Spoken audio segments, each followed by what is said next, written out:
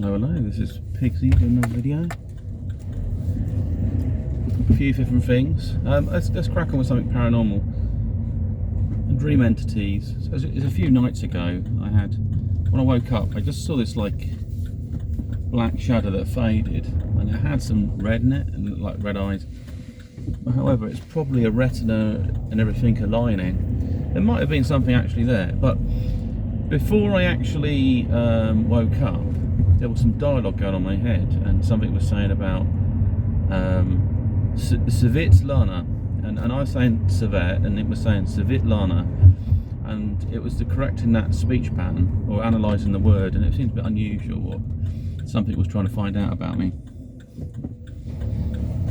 And I did have communications with someone with that name a while back now, who was a scammer, but I've since then sort of not been too phased by it. I just moved on from it really.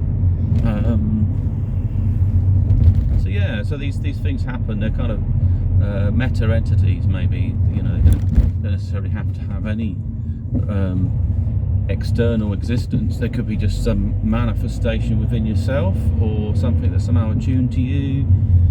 It could be something from another dimension. It could be all sorts of things, you know, because other people have experiences and they feel very real that what's going on, and to them it is real, but it's within their own dimension. It's, you know, for anybody else around them, they can't see it, they can't sense it, they can't feel it. You know, there's things going on there that are just off the scale. But and also for the person suffering from it, is that the trauma may have started when they were a lot younger and they couldn't fully analyse it. They won't look at it and think, oh well, it's a part of me that might be attacking me in some way or having some sort of a conflict, like forms of epilepsy and other stuff. It was like this morning I had a bloody cramp in my leg, and I stretched it out, and I'm sure I was pushing on some ground, and it suddenly hit me, this cramp. But you know, if I had an experience where I thought I saw an entity and then I suffered a huge amount of cramp, I might have thought he stabbed me or done something to me. It depends on that state of mind. At the time, it would just compound whatever's going on. So it's just one of them strange things.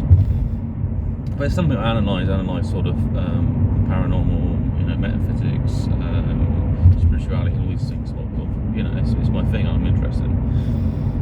Moving on to other stuff, looking at some sort of speed dating on this site. The site says it's more legit, it's not like other sites. Okay, fine, they all say this. I had a look deeper. I mean, it depends how you set yourself up. And if you just set yourself to write lots of letters, then the relationship won't go anywhere. But they've got some options there at the moment. So because of the pandemic, you could do like a mass Skyping event. Normally you could have like a speed date and just go there and meet up in a venue. Probably pay something like $600, but they set you up for 2 days, hotel, food, you know, most things are all sorted out if you do that. There's these different packages that I'm sort of looking at, but then the alternative to that is that once you've Skyped these people, you'll have their Skype address anyway, and then you can set up and chat to them. And then there's a bigger picture as well. I mean, so ideally you look for somebody who's got some success in their life, whatever that might be, because you want a relationship that goes somewhere. And if there's nothing on their side, you find yourself carrying them, which I've experienced. You know, somebody who doesn't want to go to work, just wants to hang out with their mum. You know, the kids are the joy, and it's nice to have that energy and time for family, etc. But when you're in a partnership relationship, you actually want some moving parts in there. You know, you want some you want the relationship to be more functional. So doing it on the short-term things like that is fine. But if someone's doing it every day, they're walking up to school, taking the kids, you know, with their mum, spend half the day with their mum, and they come back moaning about stuff. Then you come back from work and they say, well, you don't know what it's like and things like that. I think, well, to be honest, we've got small stresses here. I mean, the reality is, if she was able to have worked in the past, then we could have moved into a better property anyway.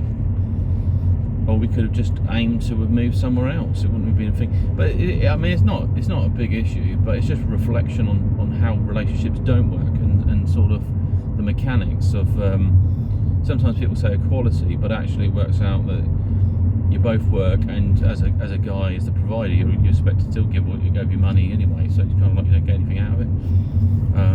Yeah, I remember didn't have credit cards or anything. Gave them to my ex-wife before she was an ex-wife ages ago when I was early days, because I said, well, if I work, you deal with these sorts of things, but she didn't. I mean, I had a bloody bailiff or something turn up one time, and that's just because I let her manage the money. And the joint account is a nightmare when you get a divorce, because to separate the account, they won't let you, and then you end up your ex can drain your account and stuff. So you end up there to shift your money to a new account, bank account, quick as possible. So anyway, yeah, so it's just a bit of reflection. But the speed dating whole thing is interesting. And say travelling to a place like the Ukraine or maybe in Russia, it's not expensive to go over there, to be honest. I was looking at flights and stuff yesterday. Just go hook up with them, spend some time. I mean, the other thing with this agency as well, they can set it up so they can arrange a package for them to come to you. And I thought, oh, this is quite different. But I think once you Skype someone, you pay for that, and you know there's something there, it's a lot better. But then again, if you don't want to be afraid of travelling and stuff, and they're very keen to come and see you and build a new life, then that's an option, because it's progression. Everyone wants to be progressive, but there's points where maybe someone's got fed up their culture and they're seeing it's a dead end, what they've got, but they want to play the housewife, so that's a different situation. So somebody wants to live with you and they don't have very strong language skills in your native country, then you'll be the big wheel in the relationship. You'll be taking on more stresses. But on the reverse of that, if there's something, because I quite like Slavic women. I mean, I'm pretty open to most cultures, to be honest, but it seems to float my boat a little bit more. And yeah, I mean, they would put a lot of energy into the relationship. You hope they would. I mean, not all. The thing is with stereotypes, you can't say everyone's going to be like that, because you might just find the person doesn't want to help out or whatever. But there's I mean, the other thing as well is looking at this site. They said they do like psychological tests on women and stuff, and they're created from the scammers, because Western agencies are providing little opportunity, so they're thinking, well, there might be a better way of doing this and making money, just having a functional agency. So that's their target, really. So yeah, I'll give it a go. I mean, most things are online. I mean, if you looked at it, say it was 5 years ago or maybe 10 years ago, talking about Skyping people and getting to know them and stuff like that, you think, well, why don't you just go to a bar or something like that, but a lot of things have changed now. Most people work,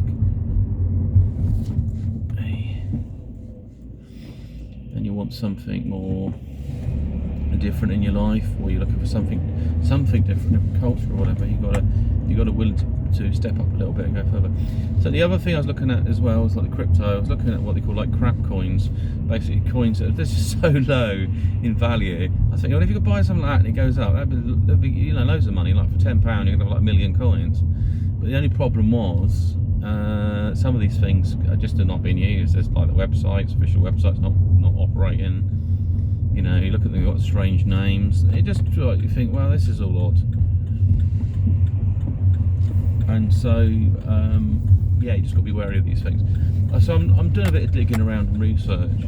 But if you do, you might find a little gem, but obviously don't put a lot of money into it, because it could be basically fairly redundant, the actual token, or it's not what it says it is. Anything else? Yeah, I mean, it's just like little opportunities to invest. And invest when things go down, when they go right down. Look at the algorithm. What's the natural range for it? And when it goes into an unnatural range, it's either a negative sign, or it's just a kind of like a wobble or an inflection in the algorithm. So it go back up again. But equally, you get highs like that as well. You get massive high, and then it shrinks back, but then it shrinks back to a new level that should be slightly higher than it was before.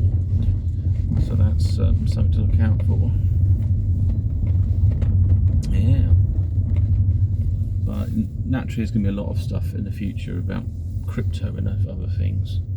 And also, it's a win-win, because if it, well, as it picks up, more people trade, your stocks will increase anyway. I mean, some people are desperate to make profits, but long term you want to be making a killer, basically.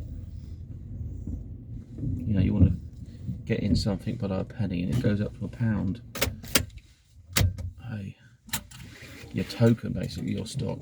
Anyway, let's be signing off. Have a great one, and speak to you soon. Bye.